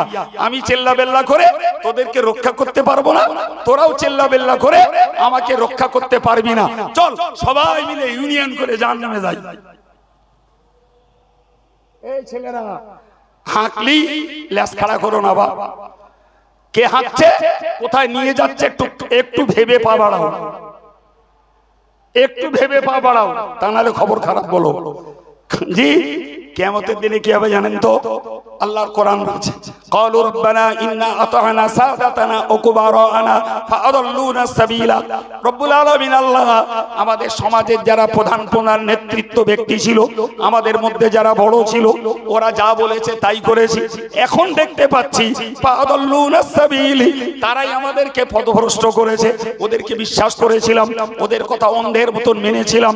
ওরা যেখানে জিন্দাবাদ দিতে বলেছিল সেখানেই জিন্দাবাদ দিয়েছিলাম, ওরা যেখানেই সমর্থন করতে বলেছিল তাই সমর্থন করেছিলাম। আজকে দেখছি তারাই আমাদেরকে বিপদে ফেলে দিয়েছে। সুতরাং আল্লাহ তোমার কাছে দাবি, রব্বানা আতিহিম দিফাইনি মিনাল আযাব। আল্লাহ ওই নেতাগুলোর দাও ডবল শাস্তি। নেতাগুলোর এই জোরে বলেন, করো কবর শাস্তি। আতিহিম দিফাইনি মিনাল আযাব ওয়া লানহুম লানান কাবীরা। আর আল্লাহ ওদেরকে দাও বড় সড় লানত, বড় লানত ওদের, আর ডবল শাস্তি ওদের। আমরা ওদের অনুগামী, আমরা ওদের ফলোয়ার্স, আমাদের হোক সিঙ্গেল আর ওদের হোক জওয়ানেরা, যুবকেরা, মুরব্বীরা। জি, হাফেজ সাহেব, মৌলী সাহেব, পীর সাহেব, ইমাম সাহেব, নেতৃত্ব করতে গেলেও ভাবতে হবে, নেতৃত্ব করতে গেলেও লেজ থাকা যায়। আমার নেতৃত্বে এরা বিপদগামী, মিসগাইড হচ্ছে কিনা, আমার নেতৃত্বে এরা জাহান্নামের পথে যাচ্ছে কিনা, এ ভাবনা ভেবে যদি নেতৃত্ব না করা হয়, তাহলে ওরাই অনুসারীরাই কিয়ামতে আল্লাহর কাছে দাবি তুলবে, আল্লাহ এদেরকে ডবল শাস্তি দাও আর আমাদেরকে সিঙ্গেল দাও। কার ভাগে কতটা পড়বে হিসেব আল্লাহর কাছে আছে না নাই? এরা বলবে রাগে, ক্ষোভে, অভিমানে যে হায় রে, তোদের পিছনে ঘুরেছিলাম আর তোরাই আজকের আমাদেরকে বিভ্রান্ত করে ছাড়লি, তো তোদের ডবল শাস্তি হোক। এ বাবা, এসব শোনার পরে কি মনে হয় নিজেদের নীতির স্থিরতা দরকার আছে না নাই? হ্যাঁ, যখন যে হাওয়া আসবে হাওয়ায় চিত হয়ে পড়বো, উল্টে পড়বো, দক্ষিণে বাতাস হলি টোকা শ্যাওলার মতো উত্তর পাড়ে যেয়ে লাগবো, আর উত্তরে বাতাস হলি দক্ষিণ পাড়ে যেয়ে বাঁধবো। এটা মুসলমানের নীতি না। মুসলমান খেজুর গাছের মতো। কিসের মতো? জোরে বলেন কিসের মতো? সহিহ বুখারীর হাদিসে এসেছে, রাসূল একদিন সাহাবায়ে কেরামদেরকে বলেছিলেন যে সাহাবীরা হাদিসনি মাসালুল মুমিন, মুমিনদের উদাহরণ একটা বলো তো আমাকে, যেটা দেওয়া যায় 20,000 একটা গাছের সঙ্গে। তো সাহাবারা হাত রাতে লাগলেন, এমন কি গাছ আছে যে গাছের উদাহরণ ইমানদার? কি গাছ? কি গাছ? তো সাহাবীরা বলছেন, আমরা জঙ্গলে চারিদিক দিয়ে খোঁজাখুঁজি করতে লাগলাম, কেউ কিছু বললাম না। জি, নবী পাকের সাহাবী হযরত ওমর রাদিয়াল্লাহু আনহুর বেটা আব্দুল্লাহ, জওয়ান ছেলে, নওজোয়ান ছেলে, বাপের কানে কানে বললেন, বাড়ি এসে বললে, হুজুর আমার মনে হচ্ছিল আমি বলি ওইটা খেজুর গাছ। কি বলি? খেজুর গাছ। তাহলে বাবা তুমি বলনি কেন? মধ্যে বড় বড় সাহাবীরা রয়েছে, তারা কিছু বলছেন না, আর আমি খুচরো লোক, ছোট ছেলে মানুষ, ছোট মানুষ, আমি বলবো এই ভয়ে আদবের খাতিরে বলি নাই। জি, তার আগে তো রাসূল বলে দিয়েছেন ওটা খেজুর গাছ। সুবহানাল্লাহ বলেন। মুমিন মুসলমানের উদাহরণ কার সঙ্গে বাপ? জোরে বলেন কার সঙ্গে? এবার বাস্তবটা মিলিয়ে নেন। রাসূল বাস্তবটাও কত বুঝতেন। ভাই ঝড় হলে 100 বাঁশঝাড় শুধু বাঁশঝাড় উপড়ে যায়, বড় বড় অশোক গাছ পড়ে যায়, আম গাছ পড়ে যায়, সৃষ্টি গাছ পড়ে যায়। জি, কিন্তু সহজে দেখেছেন ঝড়ে খেজুর গাছ পড়ে গেছে? সুবহানাল্লাহ বলেন। আর একটু জোরে বলেন। প্রিয় নবী বললেন, ইমানদারের দৃষ্টান্ত হলো খেজুর গাছ। জি, যত ইসলাম বিরোধী, ঈমান বিরোধী, আমল বিরোধী যত ঝড় বিশ্ব জুড়ে চলুক না কেন, ইমানদার খেজুর গাছের মতো তার আপন শিকড়ের উপরে বল থাকবে, তবেই তো সেই ইমানদার। নারায়ে তাকবীর। সম্মানিত ভাইরা আমার, সুতরাং কদম মজবুত করতে শিখুন। আজকের মুসলমানদের বড় দোষ হলো এদের নীতির স্থিরতা নেই, এদের আমলের স্থিরতা নেই, এদের আকীদার স্থিরতা নেই। আর ওই কথাটাই আল্লাহ তার নবীকে বললেন, লাউলা আন সাব্বাতনাকা, নবী যদি আমি তোমার কদমকে মজবুত না করে দিতাম। কদম মজবুত করেন কে? জোরে বলেন কে? সুতরাং আমরা যখন কোন বিরোধী ঝড়ো পাল্লায় পড়বো, ঝড় মানে প্রাকৃতিক ঝড় না, ঈমান বিরোধী ঝড়, ইসলাম বিরোধী ঝড়, আমল বিরোধী ঝড়, নবী বিরোধী ঝড়, কোরআন বিরোধী ঝড়, আমাকে সর্বস্বার্থ ত্যাগ করে নিজের স্থিরতার উপরে দাঁড়াতে হবে। আর সাহায্য চাইতে হবে কার কাছে? জোরে বলুন কার কাছে? আমার আল্লাহ বলেছে, ইন তানসুরুল্লাহি ইয়ানসুরুকুম ওয়া ইউসাব্বিত আকদামাকুম। ও বান্দা, যদি তোমরা আমার দ্বীনের সাহায্য করো, আমি আল্লাহ তোমাদেরকে সাহায্য করব এবং তোমার কদমটাকে আমি আল্লাহ মজবুত করে দেব। লাভ কি? লাভ হলো ওই বলতে বলতে বলতে রেখে এসেছিলাম, যারা সেই আত্মার জগতে বলেছে আল্লাহ আমার, মাশাআল্লাহ ভালোই মনে রেখেছে, আর 60 বছরের দুনিয়া কাটাবে, কবরে গেলে কি জিজ্ঞেস করবে? মান রব্বুকা, তোর রব কে? তার মানে তুই তো আমারে রব বলে তাই দুনিয়ায় গেছিলি, এখন দুনিয়ার ঘোলে পড়ে, দুনিয়ার স্বার্থে পড়ে তোর সেই নীতি, তোর সেই বিশ্বাস, তোর সেই স্বীকৃতি তুই ঠিক রেখিস না ভুলে গেছিস? যে দুনিয়াটা ঠিক রাখবে ও এক কথায় বলে দেবে রব্বি আল্লাহ, আমার রব আল্লাহ। আর যে দুনিয়াতে টলবে, টোকা শ্যাওলার মতন এদিক ওদিক সেদিক করবে, জি ভাই, ওই লোকটা এক কথায় বলবে লা আদরি, আমি তো জানি না, আমি তো জানি না। ভাই আমরা ইসলামী আকীদায় বিশ্বাসী, আমরা হানাফি মাযহাবে বিশ্বাসী, আমরা দাদা হুজুরের সিলসিলায় তরিকতে বিশ্বাসী। ঠিক না ভুল? জোরে বলেন ঠিক না ভুল? প্রিয় ভাইরা আমার, এখন আমার বক্তব্য, জি আমার একটা জিনিস বুঝতে হবে যে দেশের বর্তমান প্রজন্ম, বর্তমান আলেম সমাজ, বর্তমান হুজুর সমাজ, জি ভাই আমি কাউকে খারাপ বলছি না, কিন্তু একটা মানদণ্ড থাকা দরকার। যে হুজুর, যে আলেম, যে ইমাম, যার নীতি আদর্শ দাদা হুজুরের সঙ্গে মিলবে, যার মাসলাক হানাফি মাযহাবের সঙ্গে মিলবে, যার আকীদা রাসূলুল্লাহর আকীদার সঙ্গে সুন্নাহর সঙ্গে মিলবে, সে যেই পারে হোক আমি তার সঙ্গে আছি। আমি তার তুমি আওলাদ হও, পীর সাহেব সাজো, পীরজাদা সাজো, ইমাম সাজো, মুফতি সাজো, মাওলানা সাজো, হযরত সাজো, যদি তোমার নীতির সঙ্গে দাদা হুজুরের নীতি না মেলে, বাইরের লোক তো দূর কিনার, আওলাদ হলেও আমি তার পক্ষে নই, আমি দাদা হুজুরের পক্ষে। এই কথা বলেন সম্মানিত ভাইরা আমার, আল্লাহ বললেন বান্দা তোমার নীতিটাকে খাঁটি করো, কদমকে মজবুত করো, লাভ একটা পাবে। কি লাভ? আল্লাহ বলেছেন মরণের সময় তাতানাজ্জালু আলাইহিমুল মালাইকা, তোমার মৃত্যুর সময়ে তোমার কাছে ফেরেশতা আসবে। সুবহানাল্লাহ। মরণের সময় এই একনিষ্ঠ এক নীতির মানুষদের কাছে ফেরেশতা পাঠিয়ে দেবেন আল্লাহ। আর ফেরেশতা এসে বলবে আল্লাহ তাখাফু ওয়া তাহজানু, তোমার ভয়ও নেই, ভয় করো না, চিন্তাও নেই, চিন্তা করো না। সুবহানাল্লাহ হবে না ভাই? আল্লাহর পক্ষ থেকে অভয় বাণী আর আল্লাহর পক্ষ থেকে নিশ্চিন্তের বাণী যদি শোনানো হয় ভাই, এর থেকেও বড় আনন্দ, বড় পুরস্কার ইমানদারের আর কি আছে? হ্যাঁ? আর এই অভয় বাণী আর নিশ্চিন্তের বাণী মরার আগে যদি পেতে হয়, তাহলে বাকি জীবনটা টল্লি হবে না, বাকি জীবনটা টোকা শাওলা হলি হবে না, পা মজবুত থাকতে হবে। লাভ কি হবে? ওয়া আবশিরু বিল জান্নাতিল্লাতী কুনতুম তুআদুন। মহান আল্লাহ ব্যক্ত করেছেন, আল্লাহ পাক তোমাকে বলছেন সুসংবাদ গ্রহণ করো ওই জান্নাতের, যে জান্নাত তোমাকে দেওয়ার জন্য ওয়াদা করা হয়েছে। আর একটু মন খুলে বলে, যে জান্নাত দেওয়ার জন্য ওয়াদা করা হয়েছে কোরআনের মাধ্যমে, ওই জান্নাত তুমি পেয়ে যাবে। তবে তোমার কদমটাকে, তোমার নীতিটাকে, তোমার আকীদাটাকে, তোমার আমলটাকে, তোমার মসলাটাকে, তোমার তরিকতের সিলসিলাটাকে মজবুত রাখা চাই। বিশ্বাস করুন ভাই, মরার সময়ে ভালো লোকের কাছেও ইবলিস আসবে, মন্দ লোকের কাছেও ইবলিস আসবে। ইবলিস কারোর মরণের সময় যেতে বাদ দেবে না, জি।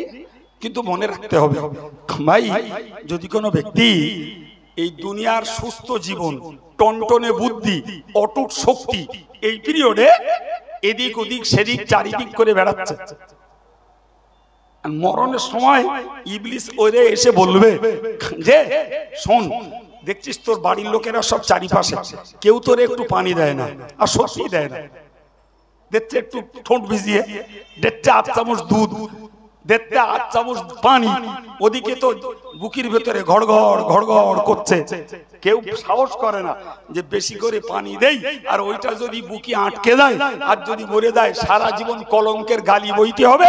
তুই আর বাপের বুকি পানি দিলি, ওই পানি খাতিকে বাপ মরে গেল।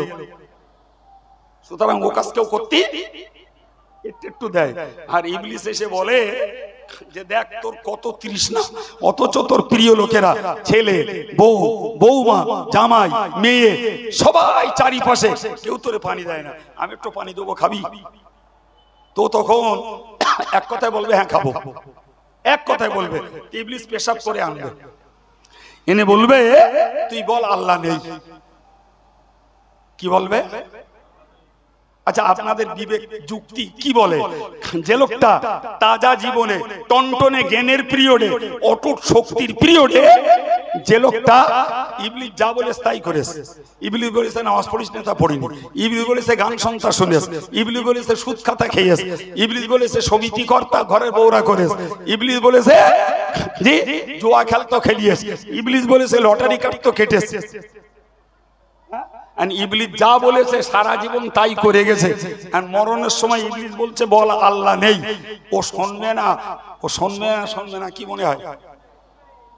তাহলে ও ইবলিসের কথা শোনা ওর অভ্যাস আছে, ও এক কথায় বলে দেবে আল্লাহ নেই। জি, খেলো ইবলিসের পেশাব, গেল ইমানটা আল্লাহ নেই বলে। তাহলে জীবনের সব সাধনা একজন আল্লাহওয়ালা, একজন দিনদার, একজন ইমানদার, যে গোটা জীবনটা ইবলিসের অনুসরণ করিনি, ইবলিসের সমর্থন দেয়নি, ইবলিসের পক্ষে সে কাজ করিনি, ইবলিস যা বলেছে তার উল্টো করে কোরআন সুন্নাহ মতো জীবন যাপন করেছে, ইবলিস ওর কাছেও আসবে, এসে একই ভাবে বলবে যে তোরে কেউ পানি দিচ্ছে না, আমি দেবো, খাবি? তো বলে হ্যাঁ খাবো, লে আয়। আর ইবলিস তো আসবে কোন পরিচিত রূপ নিয়ে, জানবে না আমার চেনা লোক। ও যখনই বলবে যে তোর পানি দেবো, তবে বল আল্লাহ নেই। আলহামদুলিল্লাহ, আল্লাহ নেই। কোরআন বলছে ইন্না রাহমাতাল্লাহি করিবুম মিনাল মুহসিনিন, নিশ্চিত আল্লাহ পাকের রহমত সৎকর্মশীল যারা, নেক কর্মকারী যারা, তাদের জন্য বরাদ্দ। আর একটু জোরে বলুন, আর একটু জোরে বলুন। ওই লোকটা জীবনব্যাপী নেক কাজ করে এসেছে, তারই পুরস্কার আল্লাহ এক বাক্যে ইবলিসকে চিনিয়ে দেবে। ও তখন অসুস্থ অবস্থায় চাঙ্গা হয়ে বলবে, তুই তো ইবলিস, তোর কথায় আমি বিশ্বাস করি না, অবশ্যই আল্লাহ রয়েছে।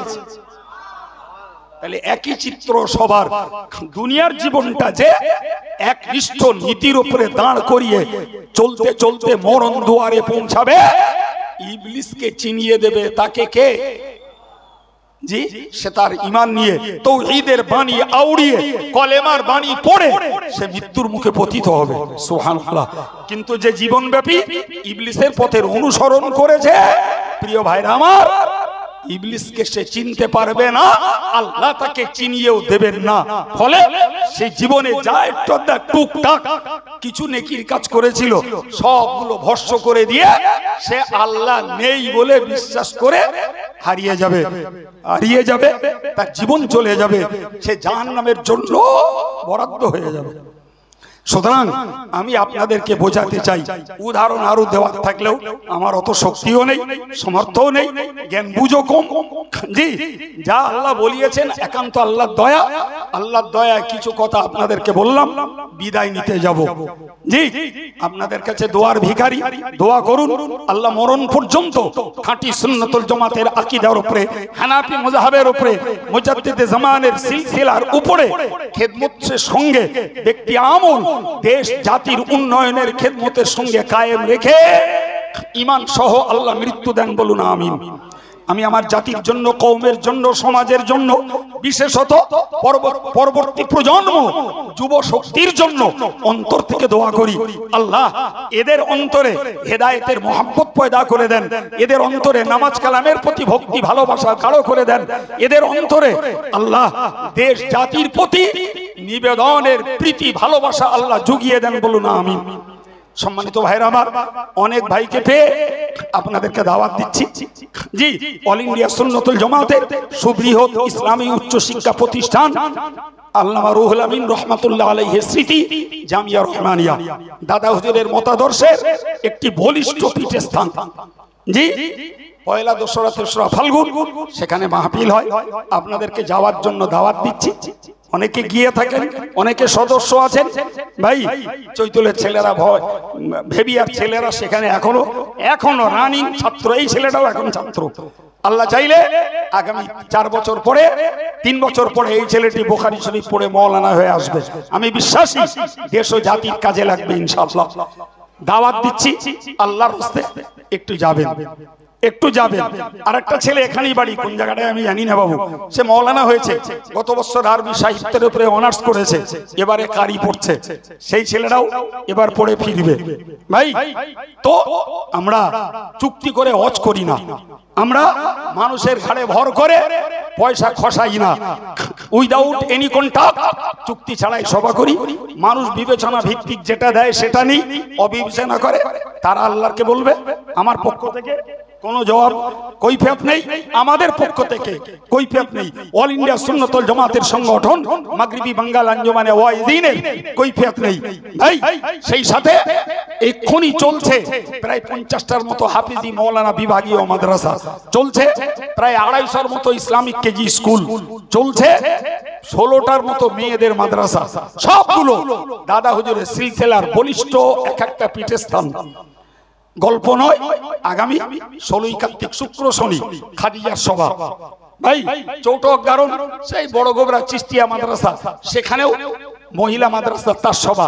10ই অগ্রহণ আমাদের সংগঠনের প্রাথমিক প্রতিষ্ঠান আমার আব্বার রেখে যাওয়া বইকারা আদর্শ হিফজুল কোরআন ও মাধ্যমিক পর্যন্ত বেসরকারি রহমানিয়া হাই মাদ্রাসা। ভাই, এমনি যখন কাছাকাছি আসে আমরা সব মাদ্রাসাগুলোর প্রচার প্রসার করি। আপনাদেরকে আমি জামিয়ার রাখাল হয়ে দাওয়াত দিচ্ছি, আল্লাহর রাস্তায় একটু যাবেন। অনুরোধ করব, পরের গালে ঝাল খেয়ে শিশোবেন না। জি, একটু নিজে খেয়ে শিশুন, তাতে লাভ হবে, তাতে লাভ হবে। জি ভাই, কেউ ভাববেন না যে হাটের মধ্যে না ঢুকে যদি কেউ বাইরের থেকে বলে হাটে মারামারি হচ্ছে, তাহলে ও বড় ভুল সিদ্ধান্ত নিচ্ছে। ভিতরে ঢুকে দেখতে হবে মারামারি হয় না, ক্রেতা বিক্রেতার আদান প্রদানের দরদামের খেলা, হাজারো মানুষের কথা, সেখানে একটা গুঞ্জন হওয়া স্বাভাবিক। হ্যাঁ না বলেন? কেউ যদি ভেতরে না ঢুকে বলে হাটের মধ্যে মারামারি হচ্ছে, তো জ্ঞানী না বুদ্ধিমান? হ্যাঁ না বলে? ও বোকা বলে। হ্যাঁ ভাই, আমাদের ব্যাপারটা নিয়ে একদল মানুষ ঠিক ওই খেলাটাই খেলছে। ওতে যেও না, ওরা পীর বিরোধী, ওরা সিলসিলা বিরোধী, ওরা দাদা হুজুরের মানে না, ওরা পীর মানে না, ওরা আমার গে মানে না। আরে তোমার নীতি দুর্নীতির সঙ্গে তোমারে মানি না, কিন্তু প্রমাণ করাও দাদা হুজুর বসিরহাট হুজুরের মতাদর্শের খেলাফ চলে অল ইন্ডিয়া সুন্নাতুল জামাত, তবে বুঝবো তুমি মদ্দা মানুষ। তা না হলে এই মানুষকে মিথ্যা ছড়িয়ে বিভ্রান্ত করছো, এর জবাব আল্লাহকে দেওয়া লাগবে। সম্মানিত ভাইরা আমার, এ প্রশ্ন করেছে নাম ধাম কিচ্ছু নেই, আমি জানি না ব্যাপারটা কি। কি লিখেছে এটা? কি ও পাঞ্জাবি হাফ কলার জামা পরে কি নামাজ হবে? ভাই হাফ কলার কি আমি জানি না বাবা, কি সে হাফ শার্ট, তার তোর হাফ কলার বলে না, হাফ কলার বলে, হাফ শর্ট শার্ট বা হাফ হাতা। জি প্রিয় ভাইরা আমার, যদি কোন এর উপরে কাপড় থাকে নামাজ হয়ে যাবে, তবে ওইটা মাকরুহ হয়।